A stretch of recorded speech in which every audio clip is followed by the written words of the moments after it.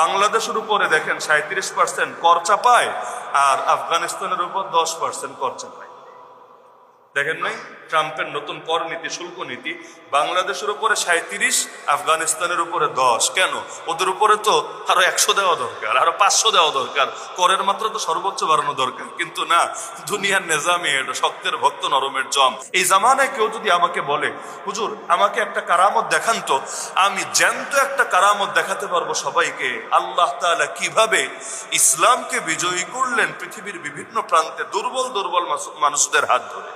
এই যে আফগানে দেখেন, একইভাবে ফিলিস্তিন, যদিও বিজয় আসে নাই, কিন্তু এই যে দীর্ঘকাল ধরে যুদ্ধ রানিং রাখতে পেরেছে এখনো পর্যন্ত, অথচ কার সাথে টক্কর দিচ্ছে? যার সাথে টক্কর দিচ্ছে আর 1000 ভাগের 1 ভাগ শক্তিও তাদের নাই, কিচ্ছু নাই। এই যে আফগানিস্তানের মাজলুম মুসলমানরা, আমেরিকা না শুধু 50-এর বেশি দেশের সাথে টক্কর দিল। শুধু আমেরিকা তো না, পুরো ন্যাটো জোট, পুরো পশ্চিমার একসঙ্গে আসলো, এমনকি তুরস্কও আছে ওদের সাথে। এই ন্যাটো জোটের মধ্যে তো তুরস্ক আছে, এবং ওরাও আফগানিস্তানে যুদ্ধ করেছে।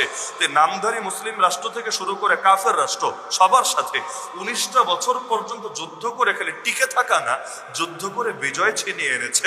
যেন তেন বিজয় না, আল্লাহ তাআলা এমন বিজয় দিয়েছে এখনো পর্যন্ত আমেরিকার চোখে চোখ রেখে কথা বলতে পারছে। আমেরিকা বলছে তোদেরকে স্বীকৃতি দেব না, তোরা আমাদের নীতি না মানলে।